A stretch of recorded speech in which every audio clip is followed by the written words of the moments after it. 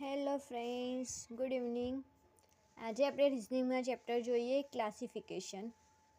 ક્લાસિફિકેશનની 5 types હોય છે, જેમાં આપણે જોઈએ first choosing the odd words, second choosing the odd one out in a pair of two words, third છે selecting odd numbers, fourth છે selecting of odd numbers, pair and groups, અને fifth છે selecting the odd letter group. જેમાં આપણે first type જોઈએ odd words, જેને વિજાતીય શબ્દ કહેવાય. જેમાં ફર્સ્ટ છે નાશપતિ, સેવ, અમૃત અને સંતરા. એમાંથી આપણે ચૂઝ કરવાનું છે કે વિજાતીય કયું છે. એટલે સંતરા એ અલગ પડે છે, કારણ કે બાકી 3 ફળ મીઠા છે, જ્યારે સંતરા એક ફળ ખાટું છે. સેકન્ડ એક્ઝામ્પલ જોઈએ કત્લ કરના, હત્યા કરના, કિડનેપ કરના અને છુરા ભોંકના.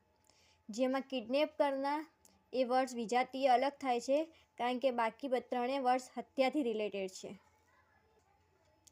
હવે આપણે જોઈએ થર્ડ એક્ઝામ્પલ કાનપુર, અલ્હાબાદ, વારાણસી અને મથુરા.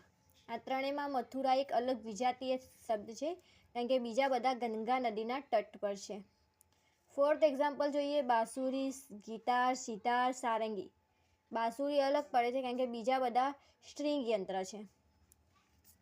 નેક્સ્ટ એક્ઝામ્પલ જોઈએ ચાવલ, મક્કા, જુવાર, ઘઉં. ઘઉં અલગ પડે છે, કારણ કે બાકી બધી ખરીફ ગ્રીષ્મકાલીન ફસલ છે. નેક્સ્ટ એક્ઝામ્પલ જોઈએ રૂકમણી, રૂબી, ગ્રેફાઇટ, પુખરાજ. જેમાં ગ્રેફાઇટ અલગ પડે છે, કારણ કે બીજા બધા કિંમતી પથ્થર છે. નેક્સ્ટ જોઈએ સહારા, થાર, ગોબી, સુંદરવન. જેમાં સુંદરવન અલગ પડે છે, કારણ કે બીજા બધા રેગિસ્તાન છે, સુંદરવન એ ભૂમિ છે. નેક્સ્ટ એક્ઝામ્પલ જોઈએ વેલ, ડોલ્ફિન, શાર્ક અને કાર્ડ. જેમાં વેલ અલગ છે, કારણ કે વેલ એ સ્તનપાયી છે. હવે આપણે સેકન્ડ ટાઈપ્સ જોઈએ choosing the odd one out in a pair of two words, એટલે કે વિષમ જોડે ચૂને. જેમાં ફર્સ્ટ છે બ્લેક સ્મિથ, નિહાઈ, બઢઈ, આરી, સુનાર, ગહને, મૂર્તિકાર, છેની. જેમાં સુનાર, ગહને એ અલગ પડે છે, કારણ કે બીજી બધી જોડમાં બીજા ઉપકરણ પહેલા દ્વારા બનાવાય છે. જેમ કે નિહાઈ દ્વારા બ્લેક સ્મિથ બનાવાય છે, કારણ કે ગહેના જોડે સુનાર ના બનાવાય, સુનાર ગહના બનાવે છે, એટલે એ વિજાતીય અલગ પડે છે. નેક્સ્ટ એક્ઝામ્પલ જોઈએ પાસ્કલ, દબાવ, વોટ, શક્તિ, એમ્પિયર, ધારા, રેડિયન, ડિગ્રી. જેમાં રેડિયન ડિગ્રી એ વિજાતીય થાય છે, બીજી બધી જોડમાં પહેલા બીજાને માપવાની ઇકાઈ છે. નેક્સ્ટ એક્ઝામ્પલ જોઈએ પંખા, બ્લેડ, દીપક, બલ્બ, ઘડી, અલાર્મ અને સાયકલ, પેન્ડલ. ઘડી, અલાર્મ એ વિજાતીય થાય છે, કારણ કે સમૂહમાં બીજા બધા પ્રથમ વસ્તુનો ભાગ છે. એમાં એક્ઝામ્પલ તરીકે જોઈએ તો પેડલ એ સાયકલનો ભાગ છે, પણ એલાર્મ એ ઘડીનો ભાગ નથી. નેક્સ્ટ એક્ઝામ્પલ જોઈએ હિરણ, માંસ, સારસ, માછલી, કૌવા, મૃત પશુ, નેવલા, સાપ. હિરણ એ માંસ એ વિજાતીય છે. બધા સમૂહ પ્રથમ બીજાનો અધ્યયન છે. નેક્સ્ટ એક્ઝામ્પલ જોઈએ બ્યુટિશિયન, પાર્લર, કેમિસ્ટ, મેડિસિન, વકીલ, કોર્ટ, અભિનેતા, સેટ. જેમાં કેમિસ્ટ, મેડિસિન વિજાતીય થાય છે, બધા સમૂહમાં બીજી પહેલાંનું સ્થાન છે, જ્યારે આ વિજાતીય થાય છે. નેક્સ્ટ એક્ઝામ્પલ જોઈએ બુધ, સૂર્ય, ચંદ્રમા, પૃથ્વી, સ્ટાર, ગેલેક્સી, પૈયા, ગુરા. જેમાં આ સ્ટાર, ગેલેક્સી વિજાતીય થાય છે, બધા સમૂહો પ્રથમ બીજાને પ્રેરિતથી ચાલે છે. હવે થર્ડ ટાઈપ્સ જોઈએ સિલેક્ટિંગ ઓડ નંબર્સ, એટલે કે વિજાતીય સંખ્યા ચૂને. એમાં 17, 27, 29, 37. આમાં 27 સિવાય બીજી બધી સંખ્યા અભાજ્ય છે. નેક્સ્ટ જોઈએ 51, 144, 64, 121. 51 સિવાય બીજા બધા સ્ક્વેર છે.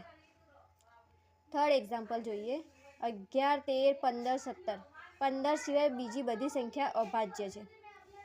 ફોર્થ ટાઈપ્સ જોઈએ odd number, pair and groups, એટલે કે વિષમ જોડે. 50, 66, 32, 38, 64, 80, 63, 77.